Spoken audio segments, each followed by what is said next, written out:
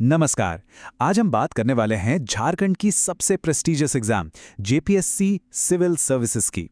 मतलब इसका पूरा का पूरा ढांचा क्या है उसे समझेंगे। अगर कोई इस एग्जाम की तैयारी कर रहा है ना, तो उसके लिए ये जानना सबसे जरूरी है कि आखिर इसकी बनावट कैसी है।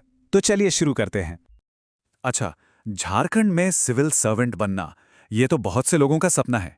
पर सवाल ये है कि इस सपने को हकीकत में बदलने का रास्ता क्या है। देखिए, ये एग्जाम सिर्फ नॉलेज का टेस्ट नहीं है, ये तो अपने आप में एक पूरा प्रोसेस है। तो आइए इस सफर के हर एक कदम को बारीकी से समझते हैं। तो जेपीएससी का ये जो पूरा सफर है ना, ये 3 मेन स्टेजेस में बटा हुआ है। सबसे पहला पड़ाव है प्रीलिम्स, यानी प्रारंभिक परीक्षा। ये समझिए एक तरह का स्क्रीनिंग टेस्ट है। इसको पार किया तो आप पहुंचेंगे मेंस में, यानी मुख्य परीक्षा, जहां आपके नॉलेज की असली गहराई देखी जाती है। और फिर आता है आखिरी पड़ाव, इंटरव्यू, जो असल में आपके पर्सनैलिटी का टेस्ट होता है। तो चलिए सबसे पहले पड़ाव पर फोकस करते हैं, प्रीलिम्स पर। इसे सिर्फ एक एग्जाम मत समझिए, ये असल में एक फिल्टर है। इसका काम है हजारों लाखों की भीड़ में से उन सीरियस कैंडिडेट्स को छांटना जो मेंस लिखने के काबिल हैं। और हाँ, इन दोनों एग्जाम्स के बीच एक बहुत बड़ा, एक फंडामेंटल फर्क है। प्रीलिम्स जो है वो ऑब्जेक्टिव है, मतलब एमसीक्यू बेस्ड, जिसका सीधा सा मकसद है भीड़ कम करना। लेकिन मेंस वो पूरी तरह से डिस्क्रिप्टिव, यानी रिटन एग्जाम है। और असली खेल यहीं से शुरू होता है। आपकी फाइनल मेरिट लिस्ट की नींव यहीं रखी जाती है। अब प्रीलिम्स के स्ट्रक्चर को देखिए, बड़ा सीधा सा है। इसमें 2 कंपल्सरी पेपर होते हैं। दोनों ही पेपर 200-200 मार्क्स के होंगे और हर पेपर के लिए आपको मिलेंगे 2 घंटे। मतलब कुल मिलाकर 400 मार्क्स का ये पहला गेट है, जिसे पार करना ही होगा। अच्छा, अब इन दोनों पेपर्स का जो फोकस है ना, वो एकदम अलग है।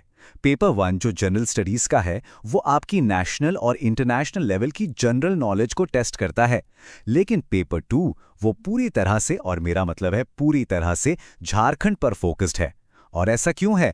ताकि ये पक्का हो सके कि जो अफसर बनने वाले हैं, उन्हें अपने राज्य की गहरी समझ है भी या नहीं।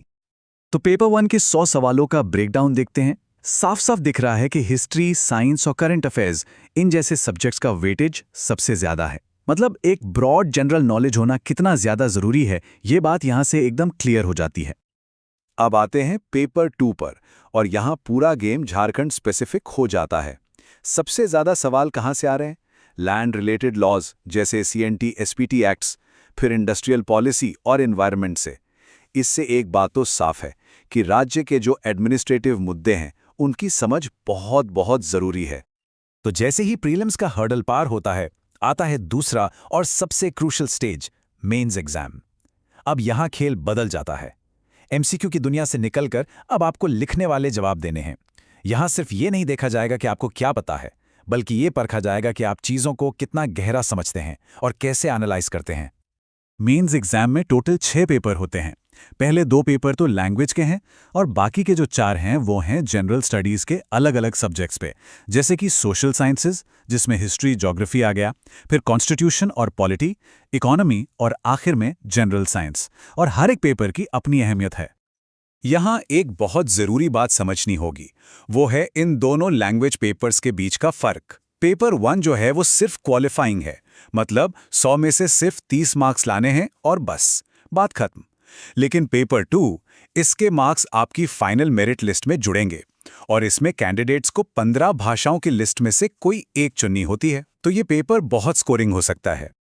मतलब साफ है, आपकी मेरिट का जो असली आधार है, जो कोर है, वो यही 4 पेपर हैं, पेपर 3 से लेकर पेपर 6 तक। सोशल साइंसेज, पॉलिटी, इकोनॉमी और जनरल साइंस। इन्हीं में मिले मार्क्स डिसाइड करेंगे कि आप फाइनल लिस्ट में कहां खड़े होंगे। रिटन एग्जाम के बाद आप पहुंचते हैं आखिरी और शायद सबसे अनप्रेडिक्टेबल पड़ाव पर, जिसे हम इंटरव्यू कहते हैं। पर यह सिर्फ एक सवाल जवाब का सेशन नहीं है, ये तो आपकी पूरी पर्सनैलिटी का टेस्ट है। यहां इंटरव्यू बोर्ड ये देखता है कि क्या एक कैंडिडेट में वो बात है जो एक अफसर की भूमिका के लिए जरूरी है। आप कितने अलर्ट हैं, आपकी सोच कितनी क्रिटिकल है, क्या आप प्रेशर में सही फैसले ले सकते हैं, आप अपनी बात को कितने लॉजिकल तरीके से रखते हैं, ये सब कुछ परखा जाता है।